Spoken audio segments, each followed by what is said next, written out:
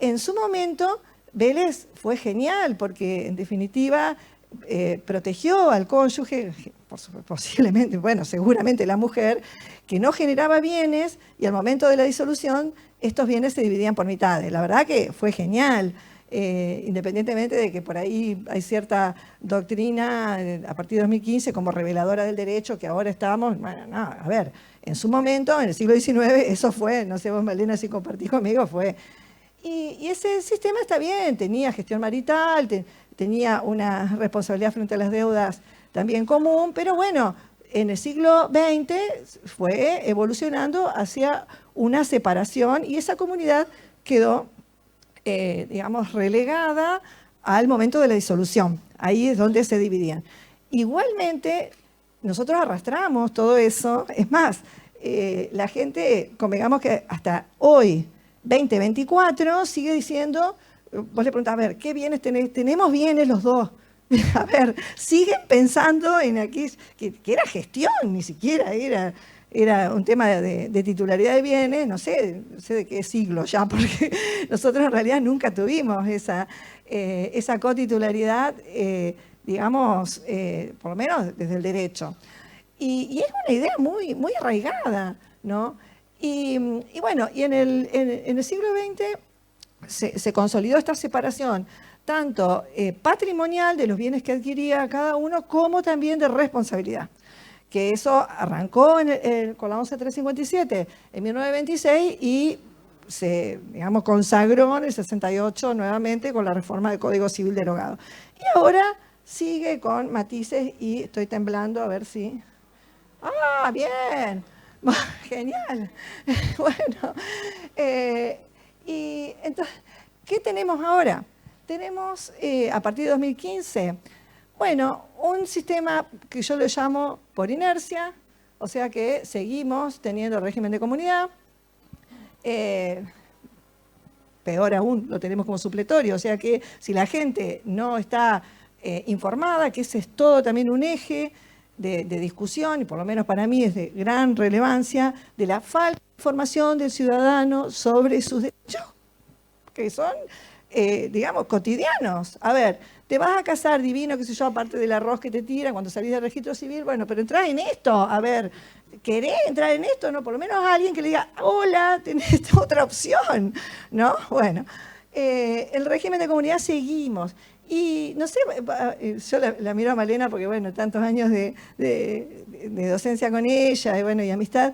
Y yo veo mucho en la literatura que todos los autores dicen, ah, bueno, pero ahora el régimen de comunidad se perfeccionó y ahora está todo regulado y todo.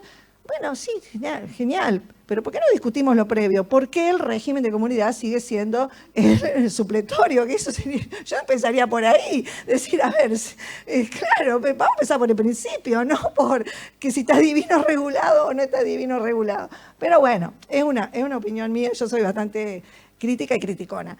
Tiene, bueno, esta opción del otro régimen que es, aparte es el blanco y el negro, porque no es que tenemos dos regímenes donde podemos encontrar algún eje medio intermedio. No, tenemos blanco y tenemos negro.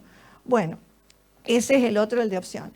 Y tenemos este régimen primario, supuestamente para consolidar ese proyecto de vida en común y la solidaridad familiar y muchos etcétera más del matrimonio, sí es que, bueno, que evidentemente no sé si funciona tanto porque la gente ya no se casa, pero bueno. Este sería el régimen, que pienso que esto forma parte del problema. Esto forma parte del problema de por qué la gente no se casa. Bueno, estos son los caracteres: legal, convencional, régimen supletorio, con un régimen primario se puede cambiar y como regla general en los dos regímenes la gestión es separada, ¿no? Bueno, este es el método. Bueno, acá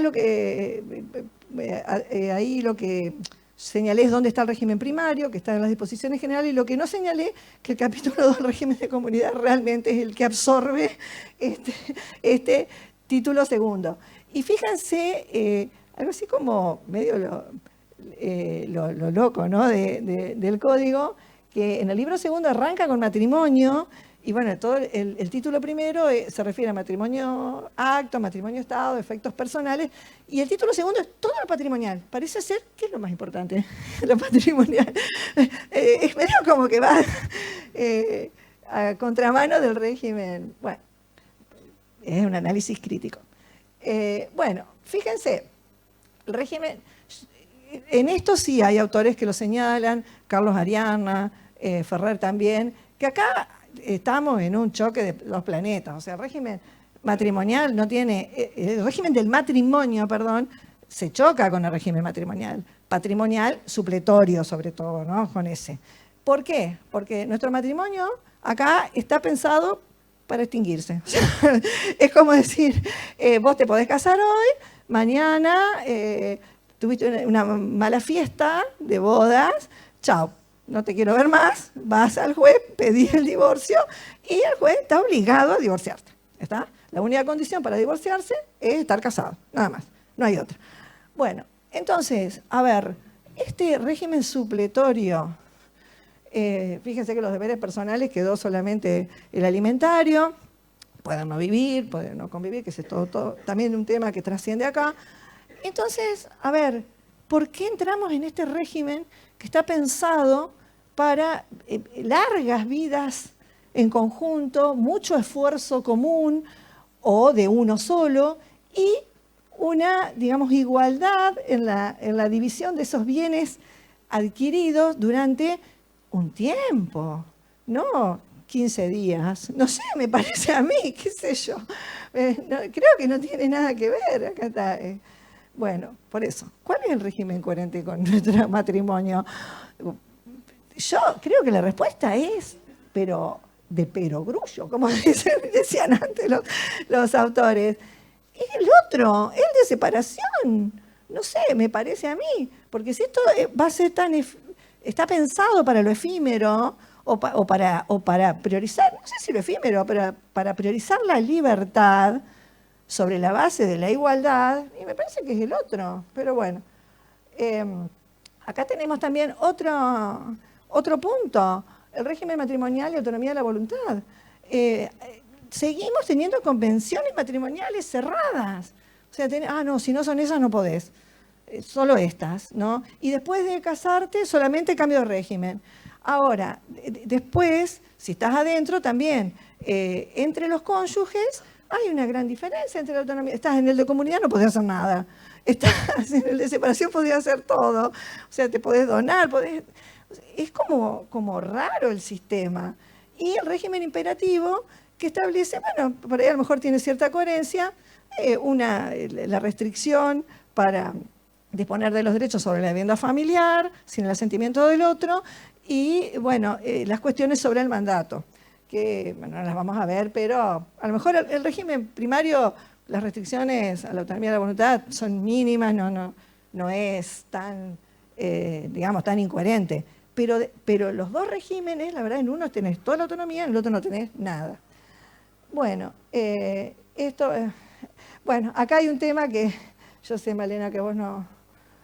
a ver, ¿por qué no puedo volver para atrás? Porque estoy tocando el otro. Acá.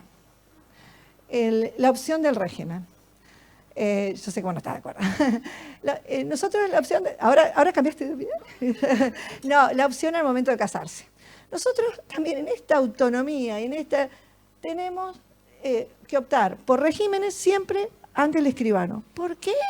Porque al momento de casarnos, que estamos ante el oficial público, está bien, a lo mejor no es el mejor momento, porque la gente está muy enamorada, muy entusiasmada, no sé, pero si estuviese debidamente informada, eso requiere de un previo, ¿no?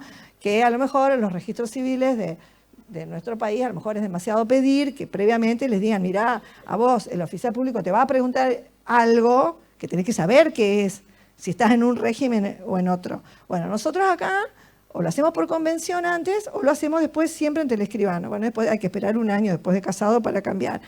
Pero yo creo que eso, sinceramente, también va a contramano de todo esto que estábamos hablando hoy, ¿no? De la igualdad, de la libertad, de la autonomía, que aparentemente es lo que en las relaciones patrimoniales entre adultos es lo que el derecho de familia más o menos deja lo ha sacado un poquito de ese sistema tan duro, imperativo de orden público, lo ha dejado, digamos, más parecido al sistema contractual. Al menos eso es lo que dice la doctrina que, como yo siempre digo, oficialista, que es la que redactó el código y lo comenta después. Que no puedan optar en el momento de contraer matrimonio, yo creo que es algo que no puede sostenerse. Ahí ese es el momento. Y además, ¿a quién favorece? A las parejas jóvenes que no tienen a lo mejor tanto dinero para ir a un escribano y hacer la convención prenupcial diciendo que van al de separación y lo pueden hacer gratuitamente ahí y es un instrumento público, ¿no? Pero bueno, vamos, seguimos. Régimen imperativo. Yo tomo estos dos nomás, por supuesto que hay otras cuestiones en el régimen imperativo. Pero bueno, el deber de contribución, que son esas deudas que introdujo la 11.357 para que el cónyuge que no las contraía también respondía. Bueno, ahora derivaron este deber de contribución. Y la protección de la vivienda familiar, ya ahora vamos a ver qué es lo que a mí me parece que a lo mejor necesitaría algunos ajustes. Bueno, el deber de contribución, fíjense que son los gastos comunes, las cargas del hogar y las de los hijos, bueno, comunes, no comunes, que convivan, bueno, son estos. Pero acá, ¿cuál es el tema? ¿El deber de contribución es distinto al deber de alimentos? Les aclaro que estoy en bastante soledad en decir que sí, en mucha soledad, es bastante soledad. Pero bueno, nuestro querido Fansolato ya había hecho esta diferencia diciendo los alimentos son necesidad y acá no, acá es quién paga, cómo se distribuyen. Bueno, y esto es un tema, claro, que cuando hace, ¿no? Cuando están separados de hecho, porque los dos cónyuges, por ejemplo, los alimentos a los hijos, sí, los dos los deben, bárbaro, pero a lo mejor las relaciones, mientras convivían, era el que ya no está con los hijos, el que se fue, el que cargaba con todo. Bueno, y eso alimentariamente nunca voy a poder recomponer ese sistema de contribución, y sin embargo sigo casada. Entonces, ¿qué le pido? ¿Contribución o alimentos? Y le pido las dos cosas. Y bueno, no me va tan bien a veces con esto, pero creo que tenemos que repensarlo, acá hay, digamos, son dos deberes distintos. Hay uno que sí se basa en la necesidad y que, convengamos, nunca en la separación, de hecho, vamos a obtener la realidad de cuando convivían, no, nunca lo vamos a obtener. Pero bueno, tenemos que resolver el deber de contribución. Y si el otro no quiere seguir pagando, y bueno, se divorcia, al otro día se divorcia, no hay problema, y ahí se discuten estas obligaciones desde otro lugar.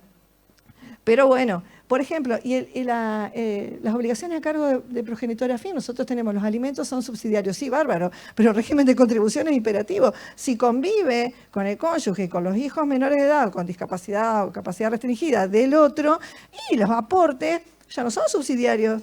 Ahí se transformaron, es un deber imperativo, ahí tiene que pagar esos gastos, y los tiene que pagar.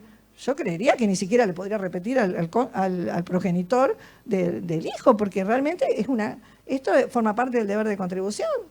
Pero bueno, y acá fíjense con respecto a, estamos en régimen imperativo, tomo estos dos puntos nomás, ¿no? Hay otras.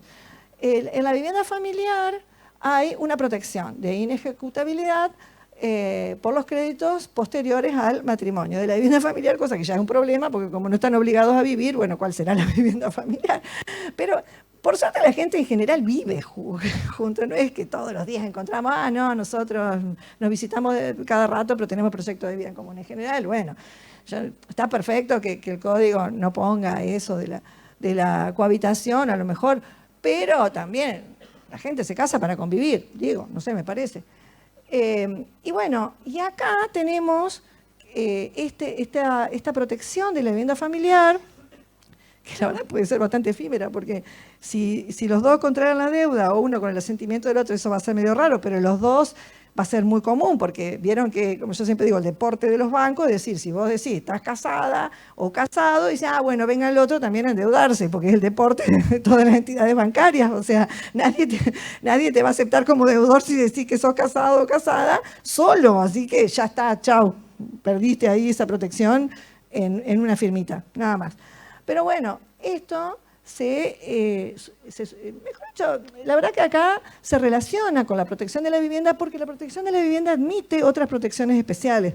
Así que no es esta sigue siendo para mí más, por lo menos me parece más recomendable. Yo a mis clientes se los recomiendo, igual siempre ir por esto, ¿no?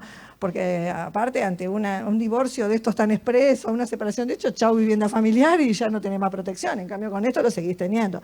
De todos modos, hay cuestiones de silvanada, sobre todo los efectos de la afectación, porque hay en la protección de la vivienda familiar del régimen imperativo, no hay excepciones, son todos los acreedores. Y bueno, y acá sí, hay acreedores que sí la pueden ejecutar, y bueno, a lo mejor habría que coordinarlo en alguna jurisprudencia que hasta ahora no he visto por este tema, ¿no? Bueno, entramos a la vedette de mis críticas, régimen de comunidad, o sea, el destinatario de el régimen. Bueno, empezamos por la calificación de los bienes. ¿Por qué es importante calificar los bienes? Porque solo los gananciales se van a dividir por mitades al final. Entonces, bueno, ya arrancamos medio mal, porque a ver, vamos a estar especulando. Claro, es más, el código hasta te da tips. Mirá, si vos reinvertís o qué sé yo, tenés que poner ahí, está bien, frente a terceros, pero en realidad nadie lo pone pensando en los terceros, todos lo ponen pensando en el otro. Vamos a la verdad, o sea, claro, si vos compras un inmueble porque te dona, qué sé yo, el que te dona, que es tu papá, tu mamá, qué sé yo, no te dice ponelo porque el tercero quiere saber la calificación. No, gente, nadie hace eso. Y capaz que hace 3 meses que estás casado y todavía estás de luna de miel, pero vos ponés que lo compraste y lo hacés firmar al otro. ¿Por qué no? Porque papá o mamá que me donó me dijo que pusiera eso porque el tercero... Nah, a ver, tercero no, por vos. O sea, porque es así, ¿no? Entonces ya arrancamos mal. ¿Y por qué? Porque esa división de gananciales es de los bienes. Entonces nosotros tenemos que mantener esto, bueno, es el ganancial, el propio, porque vamos a dividir los bienes que subsisten al momento de la extinción de la comunidad y además se presume que los que no puedo decir de qué son gananciales. Además, se van a presumir que son gananciales los que no puedo calificar como propios.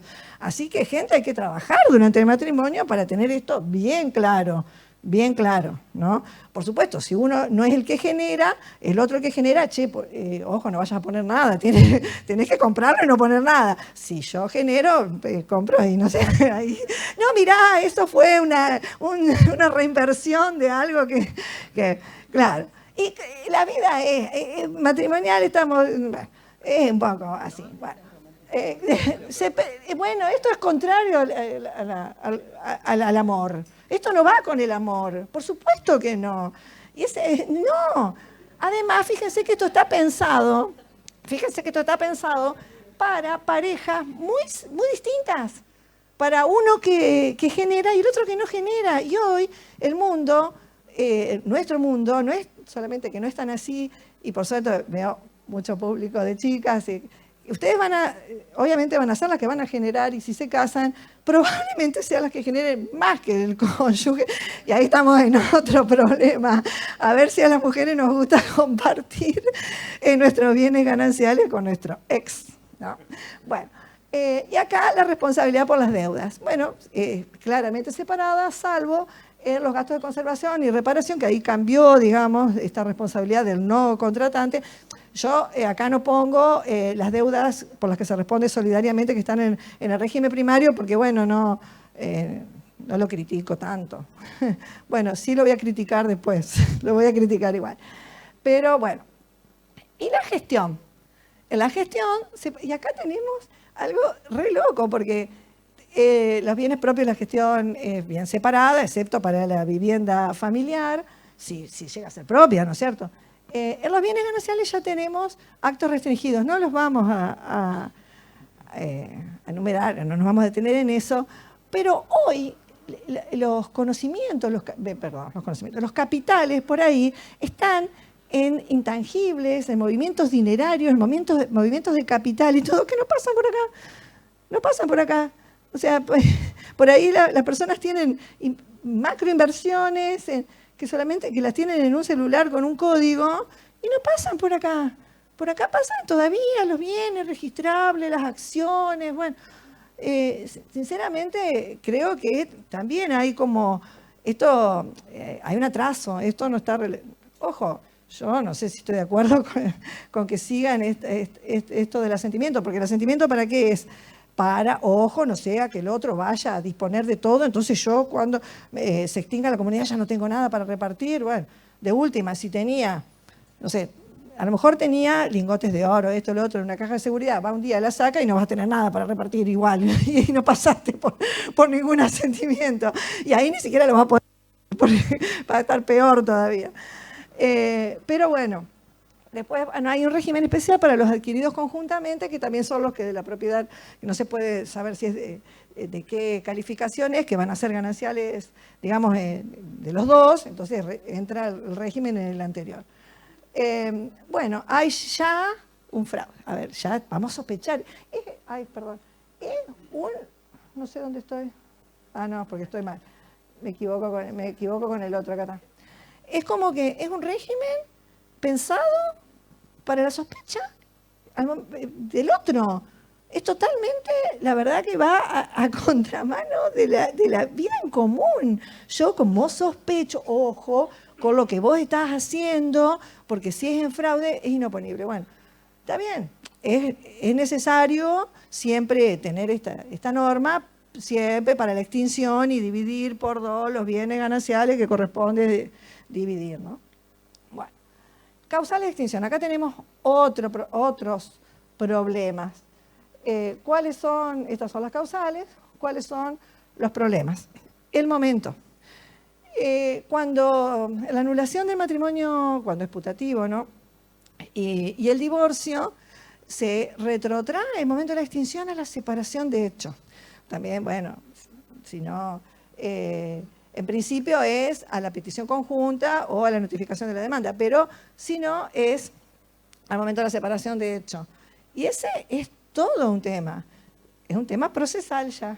Porque, por ejemplo, nuestra ley procesal de familia dice que hay que poner la fecha en la petición. Algo que, bueno, se imagina que es una regla totalmente inútil para los que están en el régimen de separación personal, no sé por qué lo ponen. Y también yo creo que la libertad de divorciarse no puede decir, el juez no me puede decir, no, previo decime, y si no, no te dicto la primera resolución, que es traslado de la petición. Creo que eso es totalmente inconstitucional, de hecho, de entrada nomás. Pero bueno, es un problema. El problema peor es si el que dice me separé tal día, obviamente hace 800 años, el otro dice no, nos separamos ayer por las consecuencias que eso implica, o cuando contesta, digamos, la propuesta de convenio regulador no dice nada, que también es una opción, podría no decir nada. Entonces ahí también ya hay muchísimas situaciones, muchas interpretaciones totalmente distintas. Por ejemplo, hay una que yo sinceramente no la comparto, que es, bueno, comparto sí la solución, que el juez diga, que no sé si tiene necesidad de decirlo cuando se extinguió la comunidad. Yo creo que la sentencia sinceramente ni tiene necesidad si no hay acuerdo. Para mí no tiene. Pero bueno, supongamos que lo diga, que es al momento de la notificación, al momento de la petición conjunta, porque no hay acuerdo, y ahí aparece una postura que no la comparto para nada, es que hay cosas juzgadas. ¿Cómo va a haber cosas juzgadas en algo que no es un juicio donde se pudo dirimir nada? Eso me parece un disparate total, pero bueno. Pero creo que yo creo que ni siquiera lo tienen que poner. Si están de acuerdo, se pone; si no están de acuerdo, se discutirá en algo que es otro limbo total, en la liquidación y partición de la comunidad, que es otro limbo total. Pero bueno, ese es todo un tema. Y eso de retrotraer a la separación no está, por ejemplo, en el caso de la extinción por muerte cuando están separados de hecho. Y eso ha provocado muchísimos problemas, porque hay gente que está separado de hecho desde hace décadas y a uno se le ocurre morirse, entonces al otro viene y dice, pero yo acá, y los bienes, todos los que compró, o los que, peor, los que tenía ese supérstite que apareció de la nada por ahí, entonces vienen estos hijos así, che, esto es la mitad es de mi papá muerto, de mi mamá muerta. Una locura total. O sea, gente o se extingue con la separación siempre o no se extingue. O sea, es como muy loco esto. Y es más, en la separación judicial, cuando la causal es separación de hecho, tampoco se retrotrae la separación de hecho, pero sí la causa. Acá los dos siguen casados, pero bueno, por X motivo no se divorcian, no importa, la gente puede decir lo que quiera, pero dice, vamos a, digamos, a extinguir la comunidad porque estamos separados de hecho. Bueno, tampoco se retrotrae el momento de la separación de hecho, pero es una locura, o sea, o siempre o nunca. Pero bueno, no sé si a lo mejor soy muy criticona, pero esto del momento de la separación de hecho provoca muchísimas consecuencias. Entonces no es un tema menor, no es un tema. Acá empiezan las consecuencias, separación de hecho y el primer problema, que es la famosa indivisión postcomunitaria. ¿Cuándo comienza con el momento de la extinción? Así que si yo hoy me divorcio, pero estoy separada de hecho hace 20 años y se retrotrajo, resulta que hace 20 años que estoy en esta etapa, para atrás. Es complicado esto.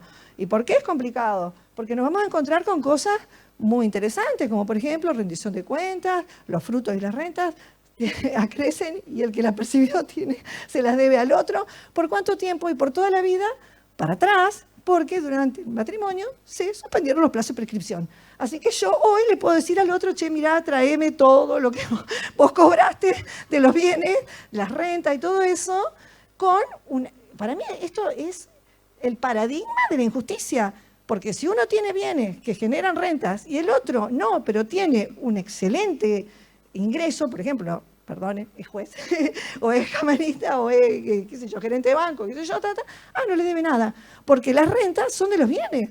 No, digamos, todas esas retribuciones que sí son bienes gananciales, esas no se comparten las rentas y los frutos de los bienes. Entonces, y todo para atrás, para un momento, es muy loco esto, que a lo mejor está bien pensado, pero está bien pensado ¿para qué? Para indivisiones cortas, para indivisiones de nada de tiempo, digamos, pero no para indivisiones que la misma ley te puede decir que de pronto vos estás en una indivisión 20 años para atrás, porque desde que estabas separado de hecho, se extinguió la comunidad. Y resulta que te enterás hoy que te divorciaste y nadie te contó eso, ¿no? Y bueno, yo creo que es complicado. Y bueno, ese es un tema. Y el otro tema es que vos gestionás tus bienes. Supongamos, bueno, si tenés una retribución, esto, lo otro, todo bien. Pero supongamos que tengas una empresa, un comercio, lo que sea, un kiosco, lo que sea. Vos lo gestionás vos porque es tu kiosco, ganancial, todo, bueno. Y podés ser un pésimo gestionador. Podés, qué sé yo, la verdad, no pagar nada, bueno.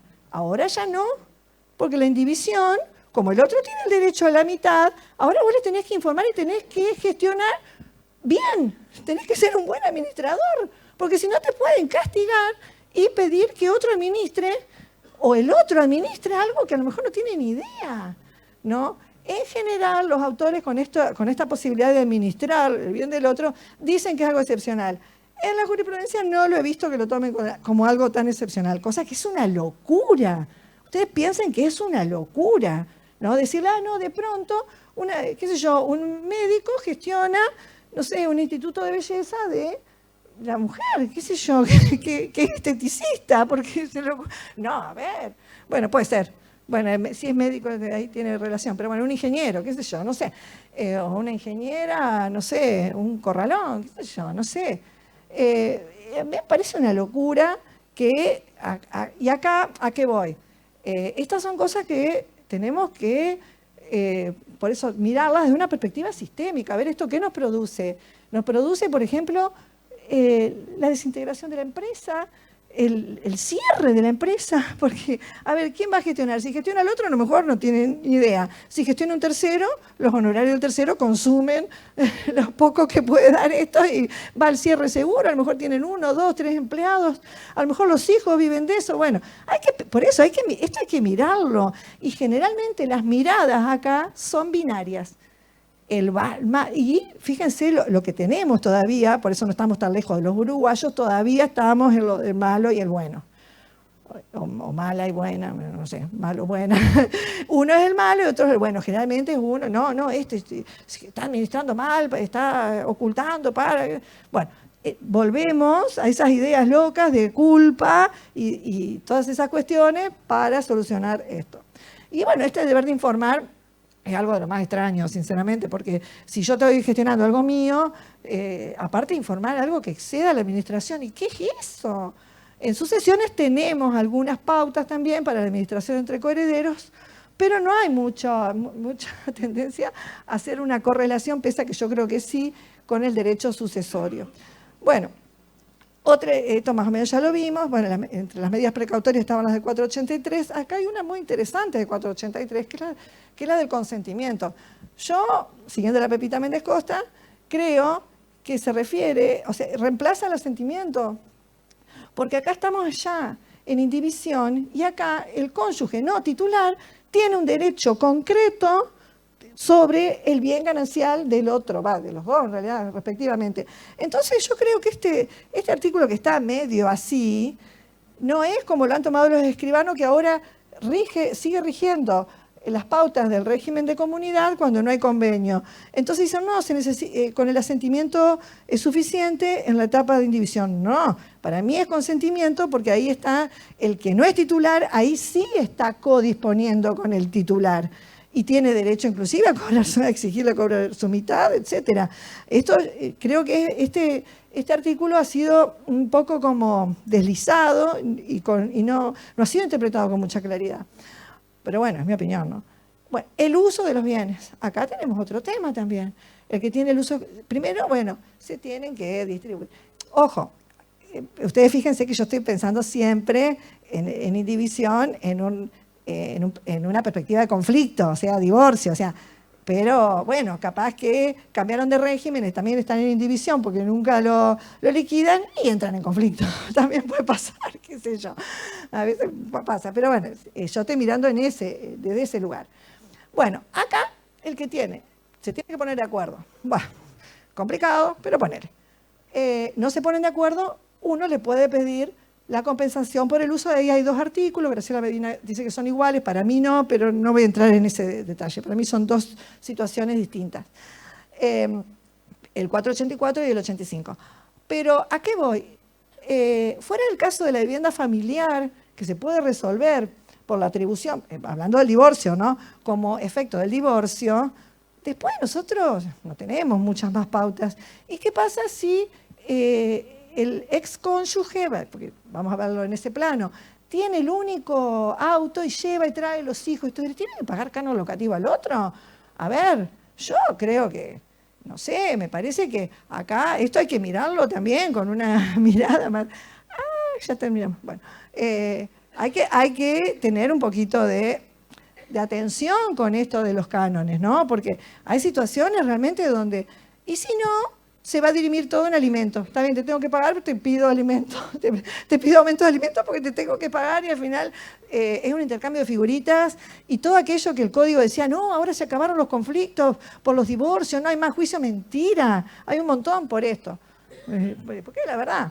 Bueno, hay algo que por ahí está un poquito más claro, que es que los acreedores siguen ejecutando su masa pese a la indivisión, y lo que sí podrían hacer es instar la partición si su deudor, que es el que no tiene nada, no la insta, para ver si mejora su fortuna. Pero bueno, esta es la distinción, un poco ya lo dije, el cambio de cómo acá en la etapa de indivisión, si no hay convenio, rige las pautas de la comunidad. Sí, bárbaro, pero las pautas de la comunidad eran en una lógica y acá son otras lógicas, ¿no? Excepto estas cuestiones, por ejemplo, el deber de informar, el 483, bueno, por supuesto el régimen de comunidad no se debe rendir cuentas, nadie rinde cuenta, nadie paga canon por el uso de nada. O sea, hay diferencias importantes. Vamos a la liquidación. Acá aparece, ¿qué apareció acá? La recompensa.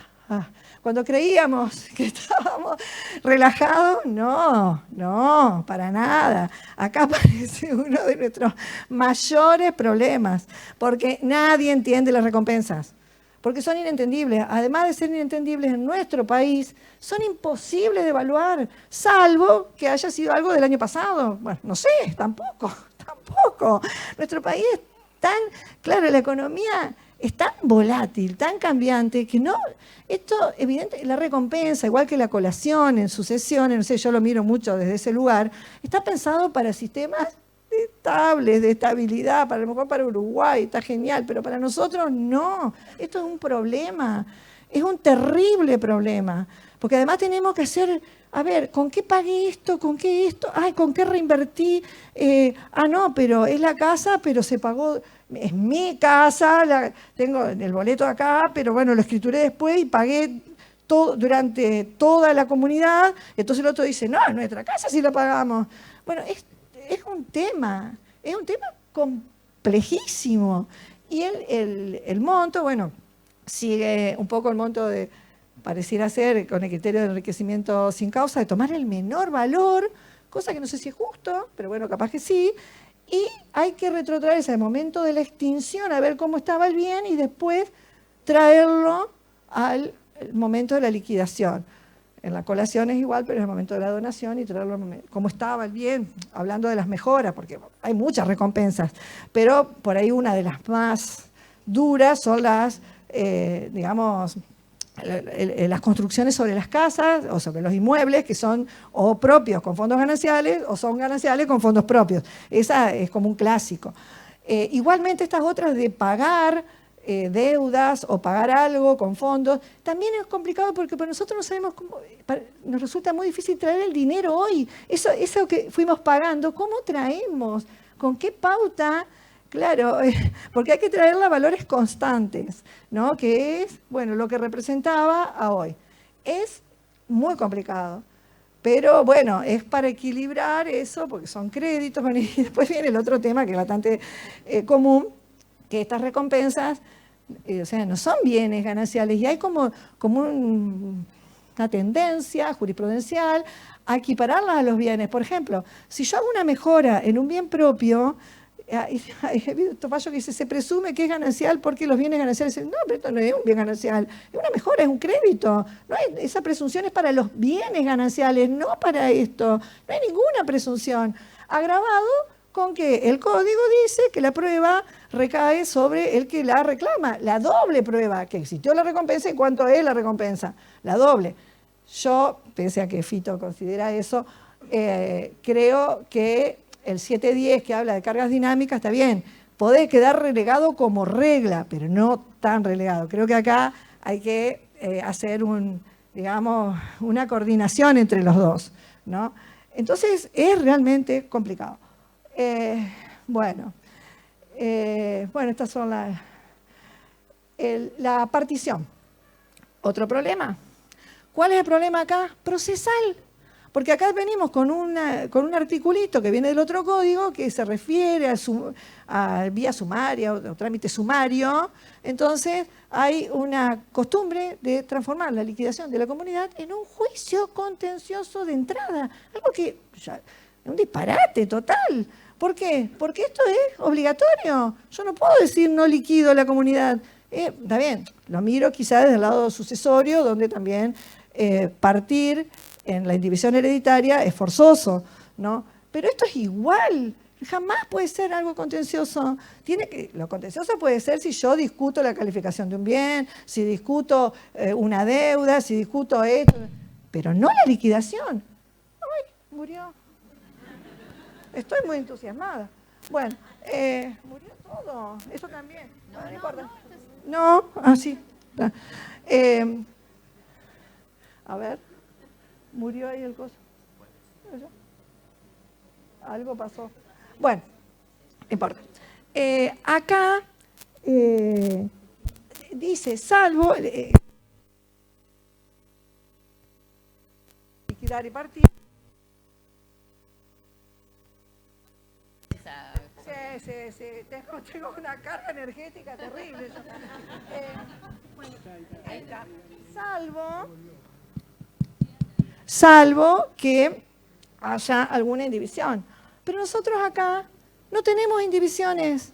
Lo único parecido a una indivisión, que sí podría inclusive el juez determinarlo, es en la atribución del uso de la vivienda familiar como un efecto de divorcio, pero no tenemos como en sucesiones, que tenemos muchas indivisiones. Acá no. Así que, ojo, la otra que sería es los bienes, estos que eran en condominio, donde el juez puede establecer una indivisión, pero no está claro si es durante el régimen o después del régimen, ¿no? Por ahí a lo mejor sería lo más parecido. Pero después no tenemos indivisiones, en sucesiones sí tenemos indivisiones u oposición a la partición, o postergación también por nocividad, por ejemplo. Acá no tenemos postergación por nocividad, pero bueno, ese es también un tema, ¿no? Bueno, la masa partible, bueno, esto no importa. Bueno, de todos modos, acá lo que dice, la masa partible, perdón, es que, fíjense, se integra con la suma de los activos gananciales, o sea, es con los bienes. Seguimos esto que hay que seguir con los bienes, ¿no?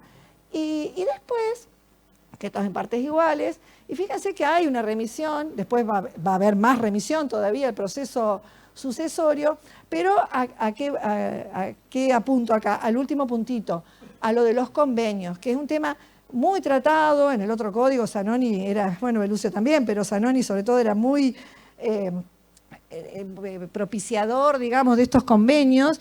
Y bueno, hoy estamos viendo que estos convenios, que muchas veces no son tajantes por la mitad para acá, mitad para allá, después son atacados por lesión, etcétera, o por algunas cuestiones. Entonces, a mí ya me ha pasado que a veces si quiero ir a una escribanía, decir, mirá, adjudicá esto, lo otro, me dicen, no, primero pasá por tribunales que te lo homologuen, porque yo no tengo seguridad de que sea por partes iguales. Bueno, en el juzgado tampoco van a tener, pero bueno, eso me parece que se enfrenta con la libertad y la autonomía de la voluntad, ¿no? Esta tendencia a revisar, también hay muchos fallos que no hacen lugar, pero bueno, hay una tendencia a revisar estos convenios, ¿no? Que bueno, en sucesiones son muy comunes, lógico. Y bueno, y esto es un artículo que a mí me encantaba, me encanta, qué sé yo, pero es un artículo perdido por ahí porque no se utiliza, en la práctica no se utiliza. Hasta ahora, esperemos que sí en el futuro. Y son atribuciones preferenciales. ¿Por qué? Porque en esta división de gananciales, sí, acá aseguro que termino. En esta división de gananciales son mitad y mitad, pero no dice qué gananciales. Por ejemplo, se le puede adjudicar al cónyuge no titular los gananciales del otro. Acá hay que dividir por mitades, pero por los valores de las hijuelas, pero no tiene ninguno derecho salvo a estos bienes, que no voy a poder entrar porque acá me están haciendo ya muchas señas. Igualmente, este es digamos, una vía como para decir, bien, yo lo puedo, quiero que me se lo adjudique, que se me adjudique a mí porque está acá. Y fíjense lo interesante, si excede el valor de mi hijuela, el código me permite dar plazos para compensarle al otro. Por eso es interesante. En sucesiones hay más casos todavía, así que, o casos más abiertos, digamos. Bueno, esto, fíjense, acá hay una remisión clara, quiere decir que este proceso tiene mucho que ver con esto voluntario que decía. Y bueno, esta ya no voy a entrar, porque no, pero bueno, me refiero al primero, sí, déjame Fito, referirme al primero. Para mí, la compensación económica está íntimamente vinculada con el régimen de separación, porque acá en el régimen de comunidad, que la finalidad está de dividir por mitad, es decir, bueno, si el esfuerzo fue común, pero uno tiene más que el otro, por la solidaridad, etcétera, dividamos por mitad. Ya está la solidaridad. Ah, no, pero tenés más solidaridad. En la contribución, si uno tiene ese desequilibrio manifiesto, pero ¿cómo? Son dos solidaridades frente. Bueno, hay que. La liquidación, la división por mitad desde el régimen de comunidad, la verdad está muy vinculado con la compensación, pero claro, tenemos el plazo de 6 meses de la compensación que a nosotros probablemente nos determine que tengamos que promover el juicio de compensación ya, y a lo mejor en la liquidación, que no prescribe, sí prescriben en cambio las recompensas y todas esas otras cosas sí, pero no la liquidación, lo postergamos. Y yo creo que se tienen que unir. Hay un fallo muy interesante de Gualeguaychú, de Ana Clara, que une las dos peticiones y las resuelve juntas, ¿no? Porque dice acá, esto está muy íntimamente vinculado. Si yo le doy la mitad al cónyuge que no tenía nada, a ver, ¿prospera la compensación además de la mitad de todos los bienes que era del otro? Bueno, hay que ver el caso concreto, ¿no? Pero esto está muy vinculado. Y bueno, y fíjense, el régimen de separación de bienes es esto, es súper sencillo, súper divino, el que quizás va más con el matrimonio, como está pensado ahora. Y bueno, y acá, ¿qué pasa si uno sale justamente algo así como en una situación, digamos, de inferioridad, siempre patrimonial, con respecto al otro, tiene la compensación. Ahí la compensación económica va a tener una trascendencia para esta, digamos, para este matrimonio ya divorciado, o bueno, sí, la verdad que es para el divorcio, no está acá, no lo pone el código, pero también se da para la nulidad en el matrimonio putativo, si estaban en ese régimen también se da, no está, pero bueno.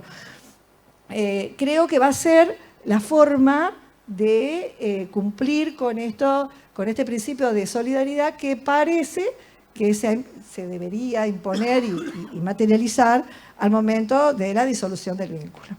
Bueno, creo que me quedaron algunas cositas, pero muchísimas gracias.